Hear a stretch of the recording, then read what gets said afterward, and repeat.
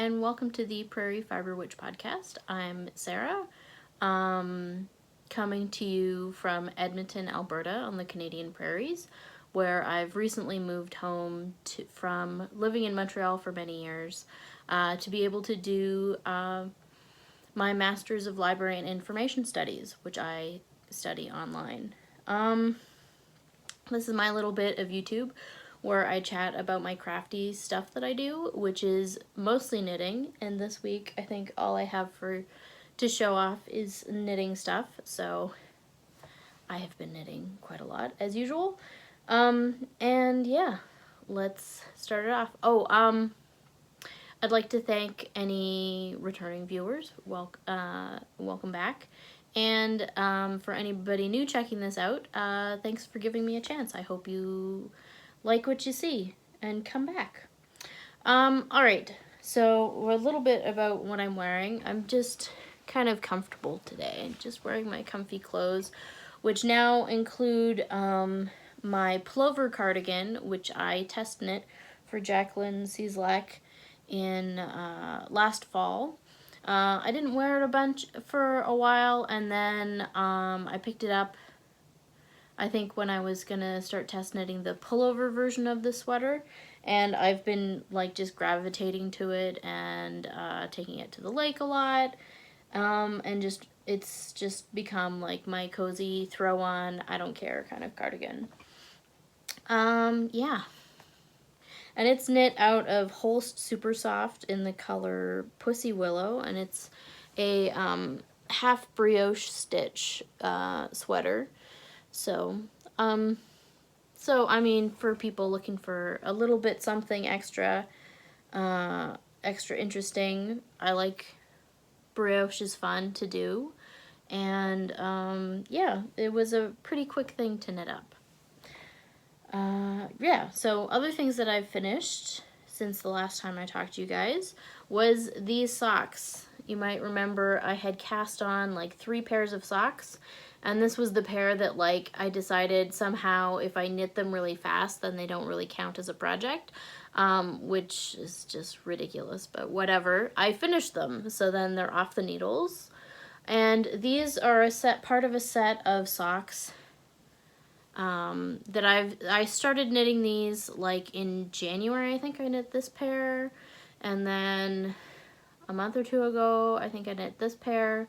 Then this is the 3rd pair. I'm working on a 4th pair of socks, which I have started, so I've got I'll have 2 sort of Christmassy socks, 2 pairs of Christmassy socks, and 2 pairs of not so Christmassy socks.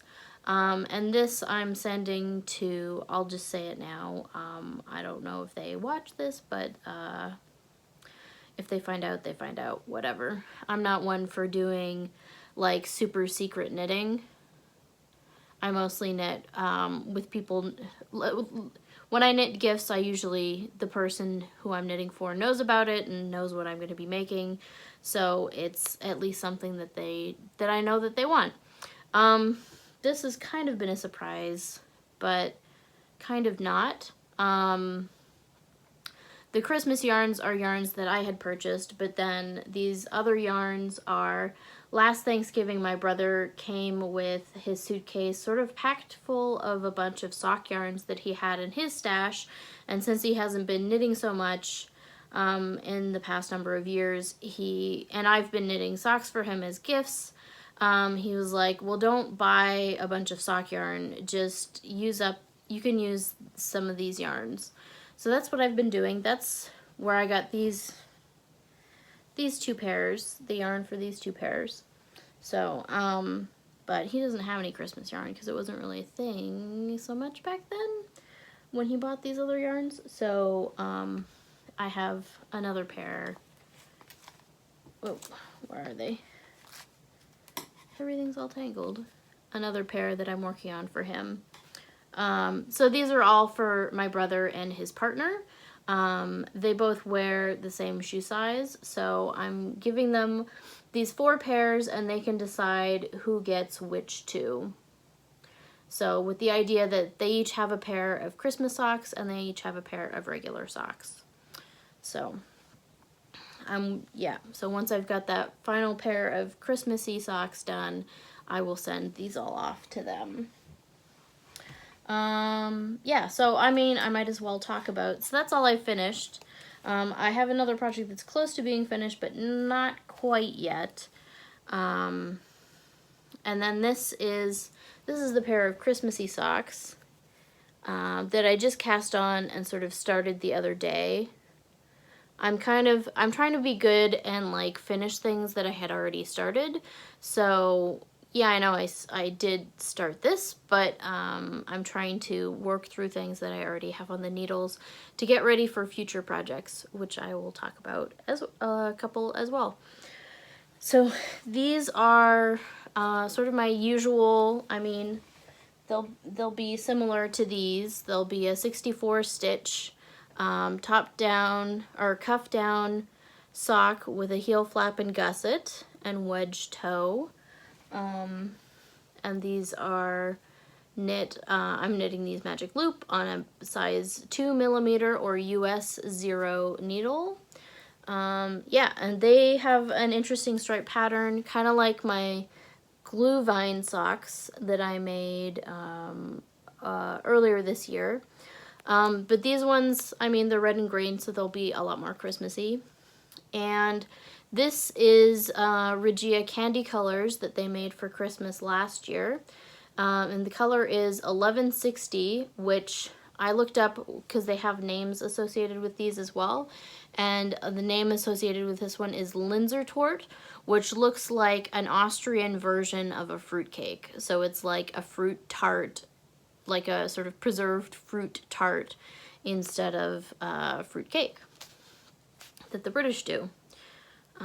Yeah, so that's those socks. And I'll pick them up when I finish off some other socks. Other things that I have been working on is, you've seen this, I think, for a couple weeks now, a couple times. This is my Outlander Sweater by Skeindeer Knits that I am working on, and I am just about finished the arm. You see I sort of finished mid-row. I'm just started the ribbing. I'm like on the first row of the ribbing of the arm, which I've put it down temporarily while I try and finish something else. So that's coming along well, and I did make modifications to this sleeve because I did try knitting it as written and it didn't fit me very well. So I changed it a little. It's a little baggy at the wrist, so I did one row where I decreased about 10 stitches or so to try and make the cuff a little nicer, closer fitting, but if it's a little loose, that's fine too. It's not a big deal. Oh, and these, I should talk about the yarns. So the gray, the light gray is a fingering weight superwash wool that I had in my stash for a few years. It's a discontinued yarn by Dale of Norway called Baby Ull. And the dark teal color, yeah, it's, you can see them here. The dark teal is a Baa Ram Ewe Pipcolourwork in the colorway Eccup. Oh, and like any details, if I forget to talk about something, I put the details in the description box. And I also linked to my Ravelry project pages, which should give you more information if you're able to access them. If not, I'm happy to answer any questions that you have. This one I am knitting on a 3.25mm needle, which is a US 3. And I magic loop the sleeves because I can't be bothered to go get another needle. Okay, so this is what I have been working on the most in the past little while. I've picked it up. I think mostly because the West Knits Mystery Knit-Along, Fall Mystery Knit-Along is coming up, and I'm excited about that. So I figured I should get this shawl off the needles. And this is a project that I'm knitting for my mom. This is the Rebel 2 shawl by Lesley and Robinson. It's a 2-color brioche, so it's rather intense, and I would have been finished probably, except for I had to rip out about a chart's worth because I was working on it while we were having sort of pie chats with a neighbor at the lake, and so I was sort of starting to make mistakes and then like kind of correcting them and being like, this doesn't matter. And then I decided, no, I should just do this properly. So I am now paying closer attention to what the chart actually says and doing what it says. So, but I'm in the final, I just started the final chart this morning. So this should be done in the next couple of days, and then I can block it. So, I mean, the shawl will be this way. It's knit, you sort of knit it top down. This doesn't look like much, but it's really squishy and nice. These are 2 lovely hand-dyed yarns. The light color, which is the main color, is a La Bien Aimée Cashmerino in Howl and Sophie, one of the Mizuyaki collection yarns. And then this other lovely blue and purple is a variegated from Junkyarn. I think this is her Boss sock base, and the colorway is Madame Leota, which is, I believe, one of her Halloween colors, which I think she had done it. She dyed it for the first time last year, I believe, and I really liked the color. And I think just after Halloween, she put it on sale, and I got a couple skeins because I thought it would be a nice foil for brights, which I have some in my stash, but not a lot. And yeah, so I have another skein of this to play with for something for me. And I have some combinations that I like with it already. And that, let's see, what is this being knit on? This is being knit on a 3.5 millimeter needle, which is a US 4. And I have a preference for wooden needles. Like so many things in knitting, it's about what you prefer. Like techniques are about finding a technique that works for you, that you like doing. And in my opinion, the same goes for needles. I prefer working with wooden needles, but when it comes to sock sizes, I have broken many sock size wooden needles, so I've sort of given up, and I have a little assortment of some metal needles, which I use instead for sock sizes. Okay, other socks that I'm working on. These are some of the other socks that I sort of cast on wildly and was talking about last episode. And like this one I've worked on just a little bit. I think it was about here. Now we're there. So what's that? That's like an inch or so. And these are Opal socks, Opal sock yarn. I love Opal self-striping, self-patterning yarns. It's like my favorite mass-produced sock yarn. And this, I think I first saw this colorway on the Fat Squirrel podcast. I can't remember when. And I had looked for it online. And when I had to go to this sock yarn near me to exchange some needles that I had ordered, and they carry the Opal sock yarns, and I saw that they had this colorway and this particular like line of sock yarns, because they do like little collections, and so it came home with me and I cast it on immediately.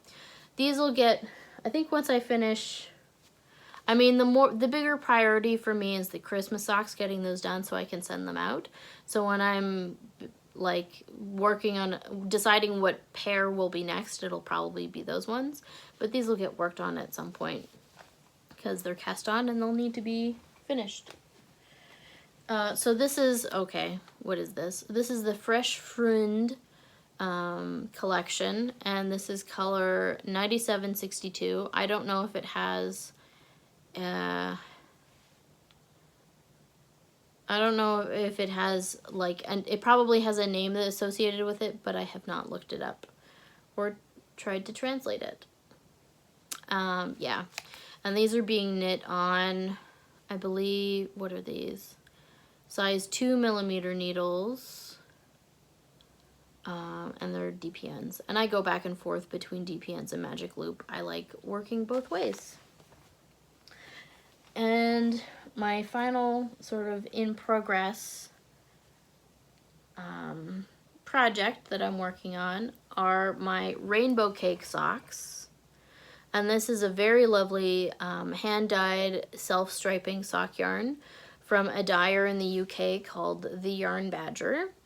And I'm knitting these toe-up, which I don't often do, simply because I prefer a heel flap and gusset, and I like that I can get to the heel and do the heel without having to measure anything, really. But when I wound the skein, the skein into this gobstopper ball, I kind of wound the colors in reverse color order, rainbow color order, and I liked the idea of having them be rainbow socks in rainbow order, in Roy G. Biv order. So I'm knitting them toe up so that the stripes are in the right order. And I am trying a toe up heel flap and gusset. I still have to find like one that I like the instructions for, and this might be it. This is from a pattern called How I Roll by Mara Catherine Bryner, who is the designer of the Rose City Rollers, which is another pattern that I really like. And this is a paid-for pattern where she gives you a number of different instructions for doing like the different components of a sock, both top down and, well, cuff down and toe up. So this one is a toe up heel flap and gusset that I'm doing, and I used the square toe for the cast on. Yeah, and so I've been working on these a bit. There was a day last week where I sometimes get, I hesitate to call them migraines, but they kind of behave like migraines, but they're not like intense pain. It's like I just start with a little bit of a headache, and it kind of gets a bit worse during the day, and like sometimes just like Tylenol or Advil just doesn't hit it. So I just have this like dull headache that happens all day, and yeah, so I spent an evening hanging out in bed, watching podcasts and being with low volume and just hanging out kind of in the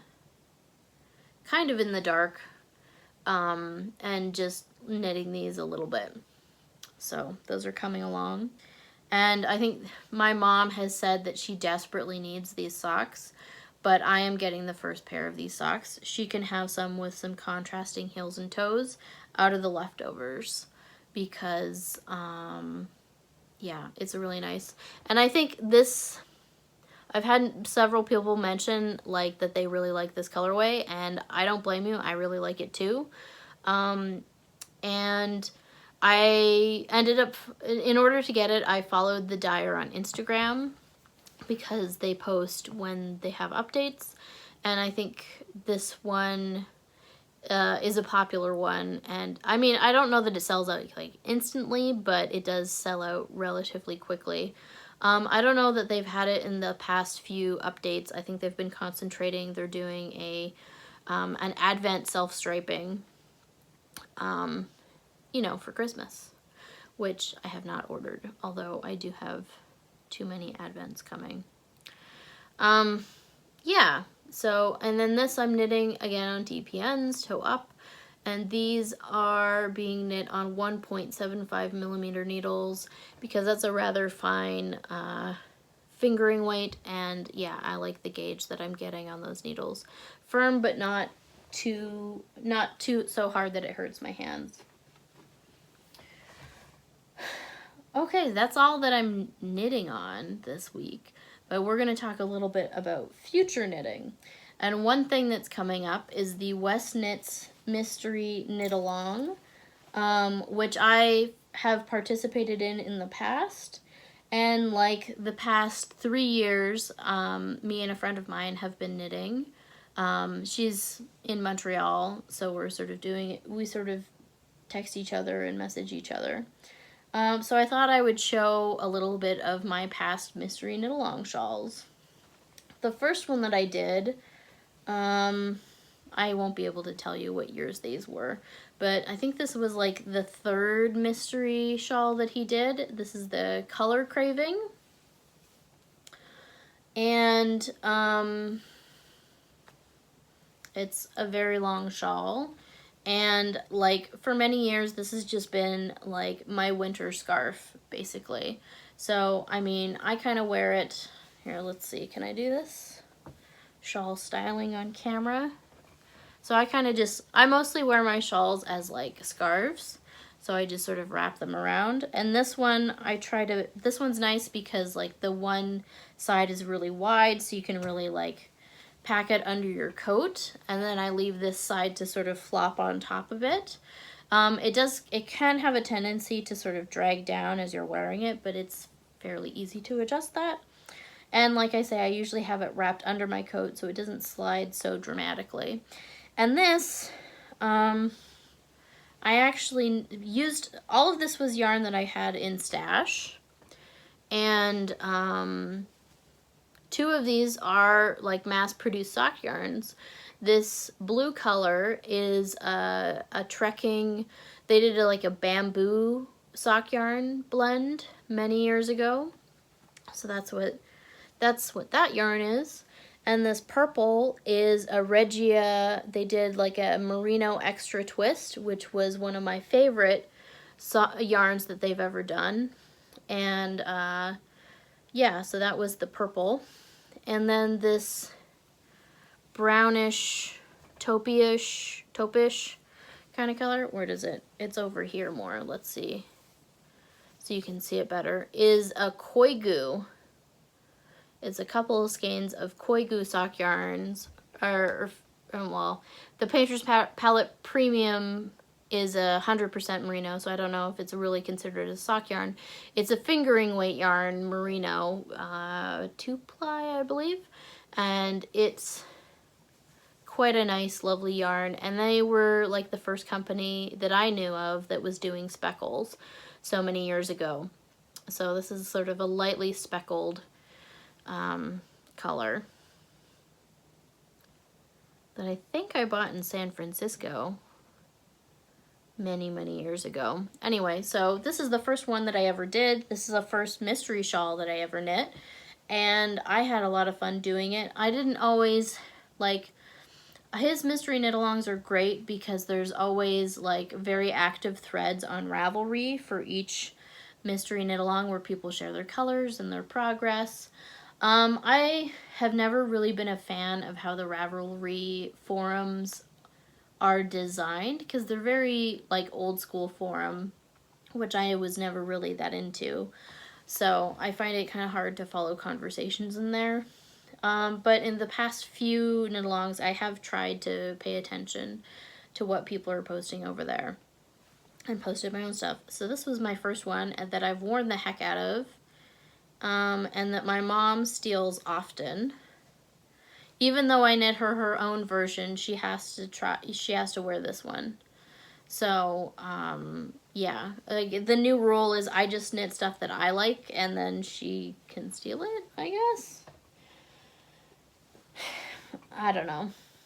She mostly takes care of stuff. And then this is I think this was the following year. This was Exploration Station. Again, I worked with yarns that I had in stash, and I mixed, like, I have some, this was a Koigu leftover, this, I think, was a Madeline Tosh, this brown, darkest brown was a color that I dyed or my brother dyed. This was part of, I think, a sock club that I was a part of. And then like I used some scrappy bits of yarn that I had around. So this bluey color was some, I think, Reynolds Whiskey, which was like meant to be a ColorWork yarn. Here, I can show you, you can see it a little bit better there. So it's a nice fuzzy yarn. I have no qualms about mixing like single ply merinos with multiple applied sock yarns with non-superwash. I mean, the thing you want to watch is if you put a non-superwash in your shawl, it makes the whole thing not being able to be machine washed, right? And this was a fun one to knit, but it had a lot of ends, and I only this year finished weaving in all the ends, like a couple weeks ago. So I've never really worn this shawl. I think it would be a very wearable shape though. I expect it'll get worn this year, either by me or my mom. Because yeah, that's a good mid-sized shawl. And yeah, it'll be worn because it's got lots of good stuff in it. And yeah, these were all yarns that I just had kicking around in my stash at the time. And because that's mostly how I like to work. It's why I have a stash, is to be able to just like pull some stuff together and get started on a project like when I want to without having to wait for yarn to arrive. And so after that, I didn't knit the mystery knit-alongs for a few years, but then when I went to go for a visit back in Montreal, it was a couple, like 2 Septembers ago, 2018, I believe, and I was staying with my friend who has been, I think she's knit like 4 or 5. She's knit a lot of the mystery knit-along shawls, starting with Exploration Station. I think she's knit almost every one from then until now. And so for the past 2 years, she sort of started me paying attention to them again. And when I was staying with her, we were going to yarn shops, and then it sort of became, the yarn that I was buying became what I was going to use for my texture time. And as you can see, like, I went into a totally different zone in terms of my color choices. I decided to try the wild colors that Stephen West kind of uses in his own shawls, in his example shawls. And this one, this was a really fun project to knit.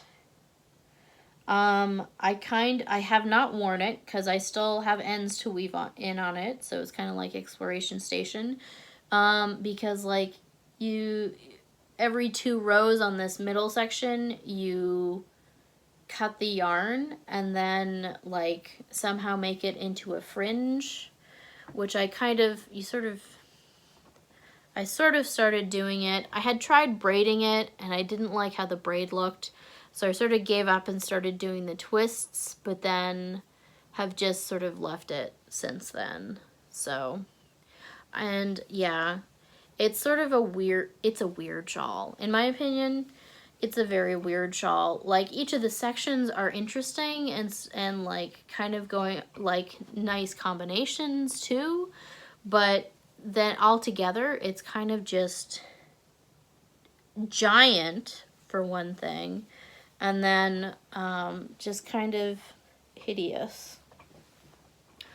The best version of this was somebody in the MCAL group on Ravelry had posted that they had seamed these side pieces, these side wings.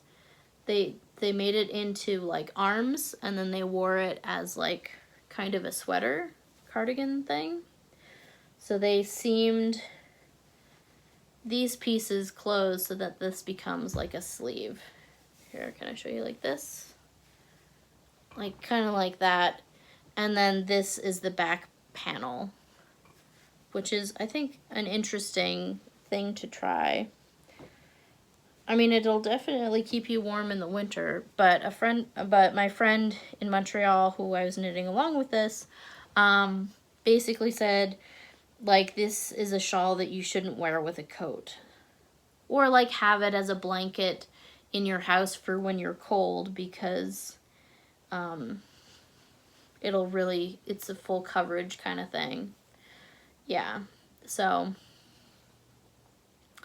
and I think for me, the main thing that I would change about this color palette would be to switch out the mohair for something a little bit more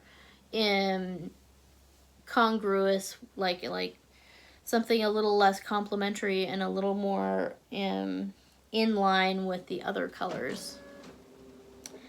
Yeah, and so this is a mix of like single ply merinos.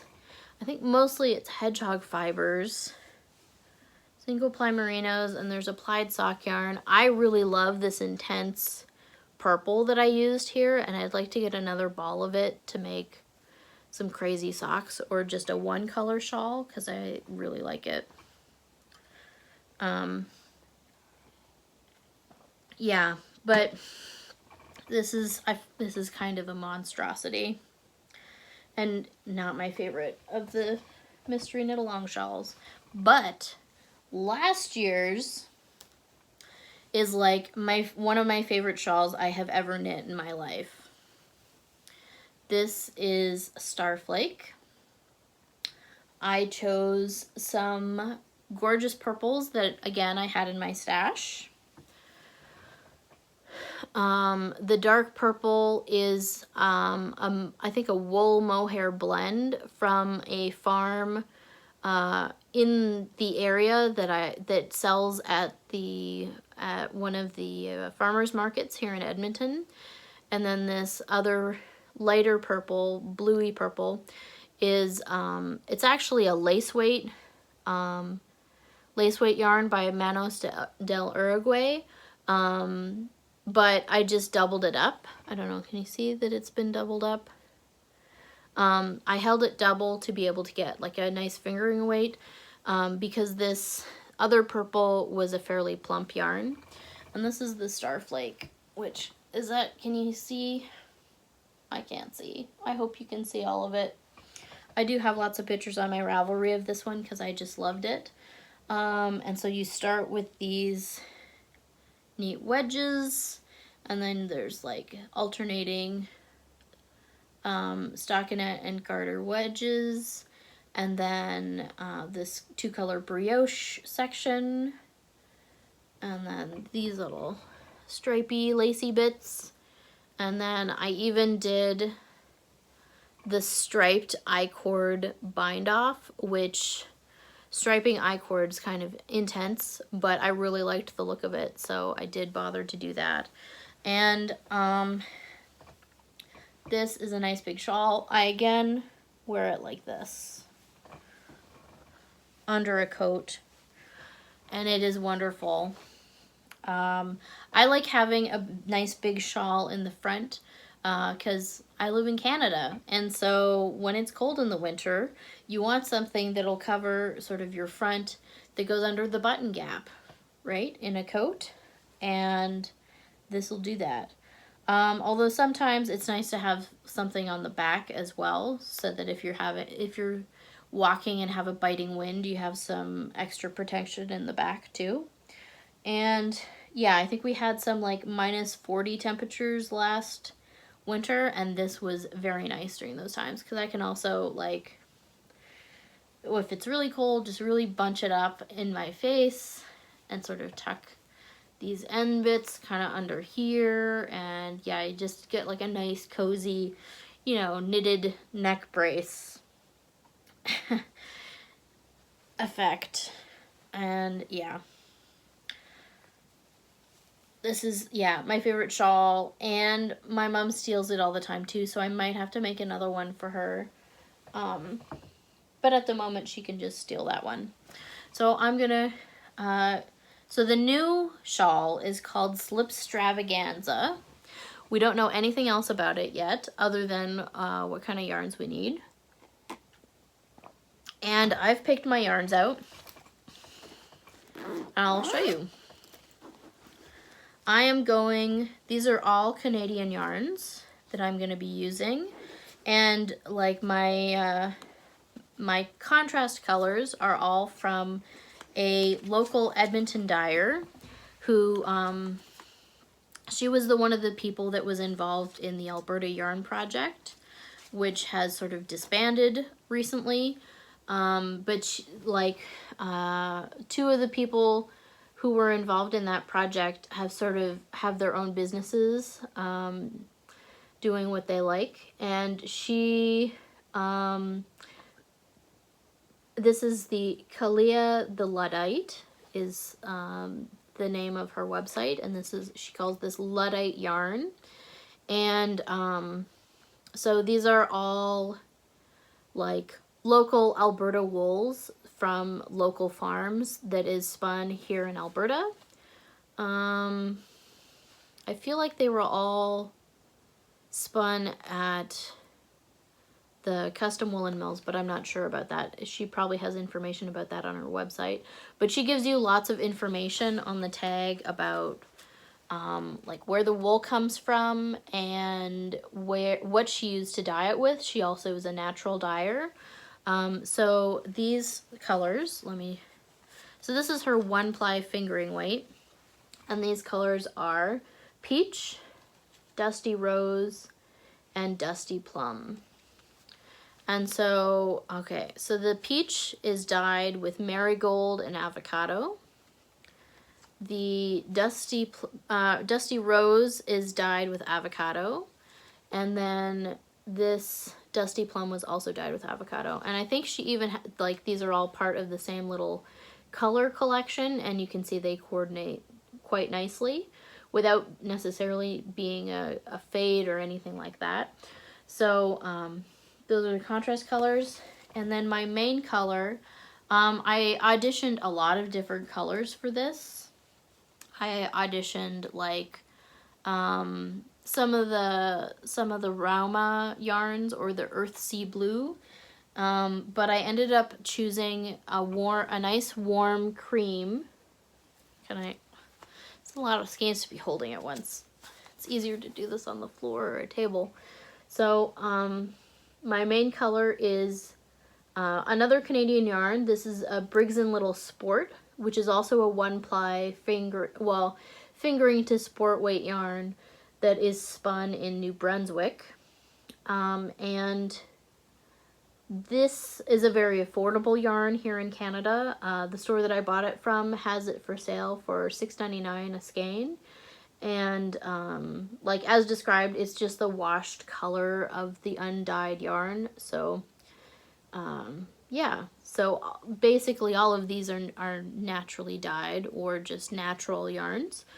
And I had thought about doing like a heather or a speckle, because he in the color information or in the kits that he prepared for sale, there were some that had these colors were variegated or speckled, or they were something interesting, and then the contrast colors were more tonals or solids. But I ended up just the cream is just really nice with these, and it had to be a fairly warm cream to sit nicely with these guys. I had bought some Rauma yarns that were sort of natural sheep shades that were like a light oatmeal blend or a light gray, and they had more of a white base to them rather than like a washed cream base, so they didn't sit as nicely as this does. So these are my yarns already picked out, and 2 of these I had bought earlier this year. 2 of these contrast colors I had bought earlier this year with the sort of the mystery knit along kind of in the back of my head. And I had a couple selections for contrast colors out of my stash, but I opted to go for the natural dye path this year. And like, if we look at my past shawls, this is very much in the same family as Exploration Station or my ColorCraving. They're sort of in the same, especially if I had gone for a blue, but I think these will be very nice shawls. Here, can I just make a giant pile of wool? So I'm excited for that, which is why I'm showing you this.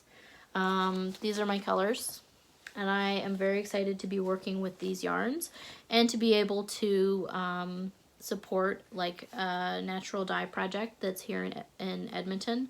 And I think she mostly tries to work with sort of foraged ingredients, or like I'm sure this is stuff that she's collected from her own food wastes. Yeah, so I'm looking forward to casting that on when it comes around on October 9th. And another thing that I have for future knitting, which I don't actually have anything to show you, I will put up, I'll insert a little picture of it somewhere, of I am going to have a little knit along with my brother and his partner for the Frog and Toad pattern by Frog and Cast, which again, Amy Beth of the Fat Squirrel is knitting this pattern, which is what's convinced me that I need to knit them. That and Frog and Toad are a series of children's books by Arnold Lobel, I believe. And the first one is Frog and Toad Are Friends. And like the frog is green and the toad is more of an ochre color, and they sort of wear, like frog wears more ochre colors and toad wears more green colors. So they're very like color coordinated friends. And my mom saw the pattern. She was a school librarian for most of her career. So having something based on a children's book is like, she just has to have it. And they're really cute toys. So I'm gonna be knitting probably 2 sets of these. And I showed the pattern to my brother, and he was like, well, I mean, we just have to make this be a knit along, I guess. And so, yeah, we are. And Remy, I think, was talking to a friend of his who is a dyer who might make kits. If that comes about, I'll let you know. And maybe it'll be like a real knit along. I don't know. If you want to join in, that would be a lot of fun. I might make a hashtag for us to use on Instagram to see all the frogs and toads. And yeah, for my colors, I don't have a lot of like swampy colors in my stash necessarily to just whip up some frogs. My brother was talking about he was planning on knitting from stash, because as he says, swampy is his safe place for colors. So I think he's covered. And I'm sure him and Remy will come up with combos from that. Yeah, so I'm quite excited to be knitting that toy at some point. So that's also why I'm trying to be good and finish stuff off, because there's new things that are exciting. So what I've ordered for yarn is, in the pattern it calls for mostly Jamiesons of Shetland yarns. And so I've ordered those along with 2 other coordinating colors. Like in the pattern, the main colors for the frog and the toad are like Cashmerino hand dyes, which I'm not doing for toys. Especially when you don't need that much yardage. Like, it doesn't make sense to buy a 100-gram skein that's maybe $40 or $50 just to knit like the body of a frog, which will use like 1/4 to 1/3 of the skein. So I've picked out a couple of colors of Jamiesons of Shetland because I happen to have a color card that will work for the body colors of the frog as well. And yeah, that'll be some fun things coming up. And what else do I have? Books. So for books, I think last time I talked a bit about The Buried Giant by Kazuko Ishiguro, who is also the author of Remains of the Day and Never Let Me Go. I'm going to have to read more of his books because the 2 that I've read have been very excellent. The Buried Giant, sort of as I predicted, like they spend the entire book trying to get to their son. And then like because the interesting thing is there's this like forgetfulness. Like they know that they're forgetting things that happened in the past, and they don't really know why. And then they sort of discover why. and deal with that, and then they sort of start to remember bits and pieces from the past. So you never get like a complete picture of what actually happened, but you get enough of it that to sort of fill out the story, which I mean is what you need, really. You don't need to have like all the details of everything necessarily. So it's a very, and it like you're following these two older characters, and then sort of partway through the book it sort of they split up with the people that they've sort of met along the way and started this sort of epic adventure with. And so then you get a little bit of different perspectives of each of those characters, and then they kind of come together again at the end. And yeah, I mean, there's some foreshadowing that gets wrapped up in the end. Kind of a sad ending, but not unexpected, and just a beautiful journey overall. So yes, I think I gave that one 5 stars, which on Goodreads, which I don't do very often.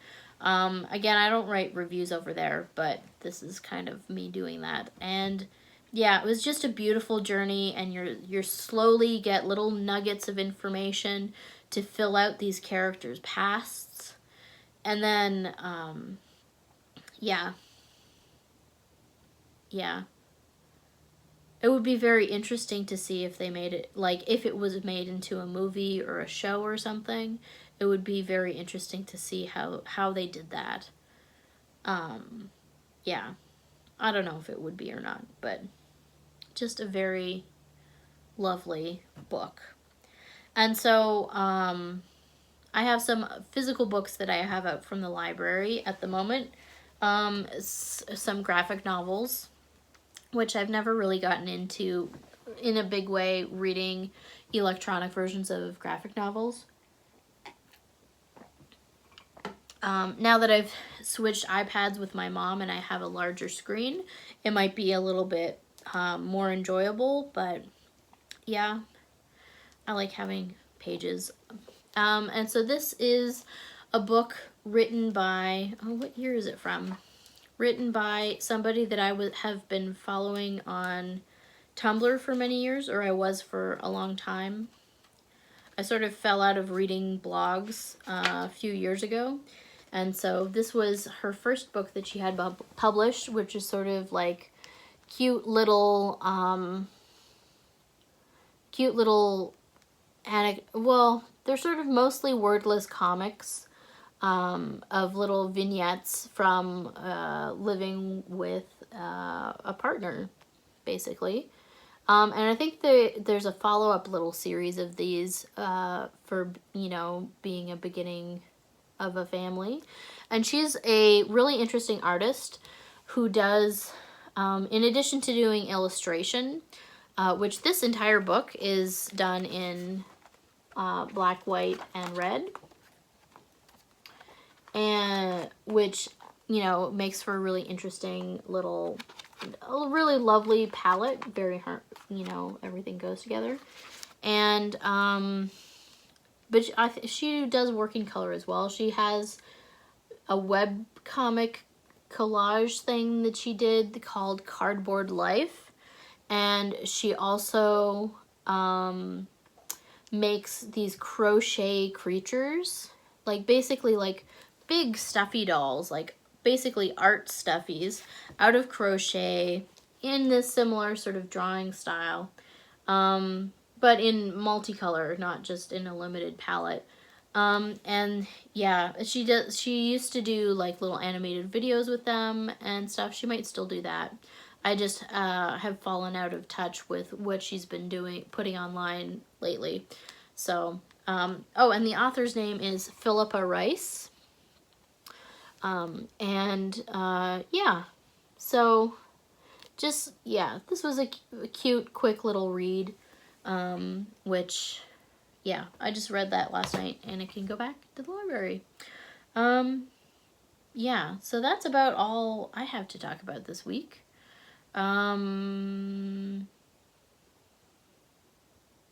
We did have smoke roll in from the fires in the Pacific Northwest.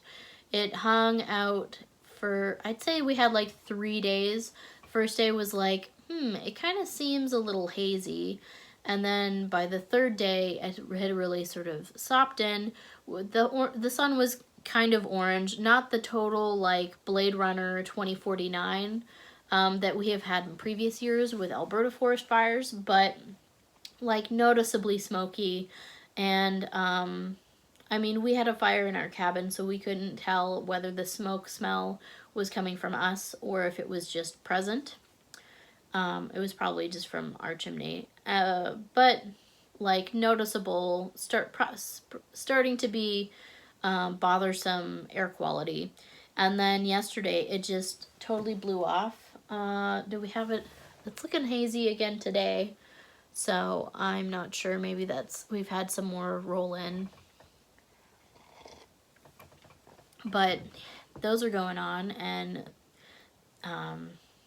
I mean, we're very lucky here in Alberta and in Canada that we haven't had the intense wildfires that we have had for the past 2 or 3 years in parts of Alberta and BC.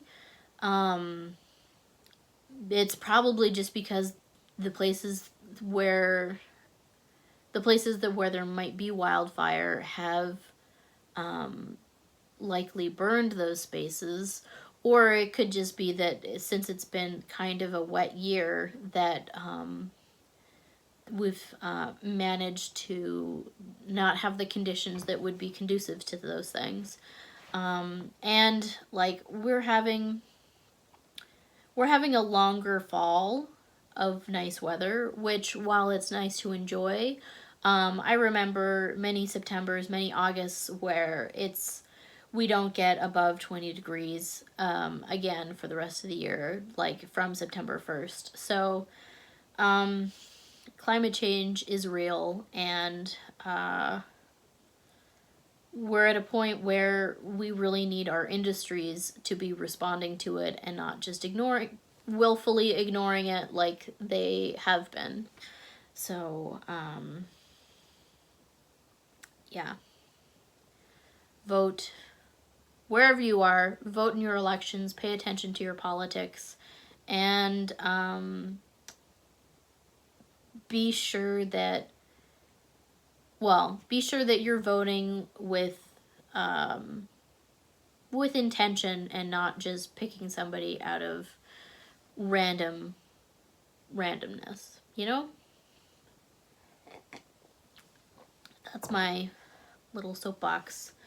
Thank you for joining me. I have put up a couple little vlogs of just random stuff that we've done. Yeah, like we had in our neighborhood, the Edmonton Symphony Orchestra, I guess, has been doing these little neighborhood concerts all summer. I didn't know about them until like we were getting one in our neighborhood, which I found out about 15 minutes before it happened, when my mom was like, quick, we have to go outside to the park. And yeah, so everybody went to a local park in the neighborhood. We live in a suburban area, so there's just like little park areas designated. And people brought lawn chairs and blankets and little food, and in their own groups, and it was very spread out in an area where there was lots of space for people to sit. And yeah, it was nice to see how many people in the neighborhood partook in it. And they were donation-based. It was a donation-based concert. So it was a way for the musicians to be raising money for the orchestra, because that's a lot of people who, because there's not going to be a season this year, are going to be losing income, right? So it's a way for them to have a bit of money to play with. And we heard how much they had raised, and really, like, considering how many musicians are in an orchestra, it's not really a lot. So, we obviously donated to the orchestra as well, but hope that they can manage to stay afloat and keep going.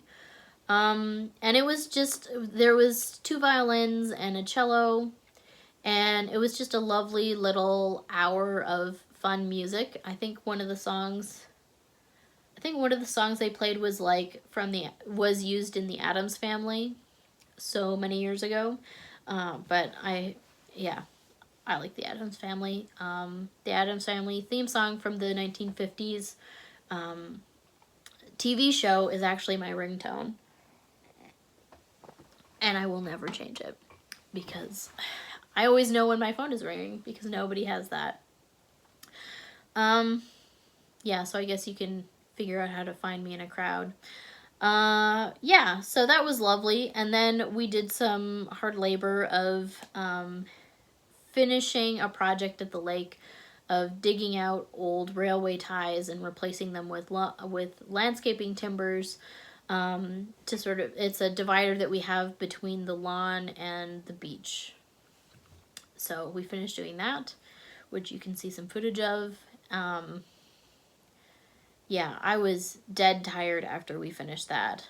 We had put that project on hold because my dad had injured himself and couldn't really dig and lift stuff for a couple of weeks. But he's back to normal now. Yeah. While trying to get pictures of the full moon, my dad fell on this little iron fence that my mom has bordering the garden that has these fleur-de-lis on it. And one thing about the little fleur-de-lis design is that it is, when made out of iron, doubles as like a, burglary defense. So he gashed up his arm and needed stitches, and they had to go into the hospital to get that taken care of, which was a fun thing to have happen at like midnight on a Saturday out in the country. Anyway, he's fine. Everybody's fine. We make him put lots of vitamin E so that he doesn't develop too big of a scar. But I've mandated that he has to turn on the lights when he goes out in the dark now, because this is the second injury that he's had because he was stumbling around somewhere in the dark. So, yeah. Here's hoping nobody in your family injures themselves or gets sick in any serious capacity, and that you're able to, if you're in a place with scary things going on or bad smoke, that you're able to find some enjoyment in your time, and that these conditions don't last forever. Yeah. I'm going to be checking away on my knitting as usual, and I'll see you next time.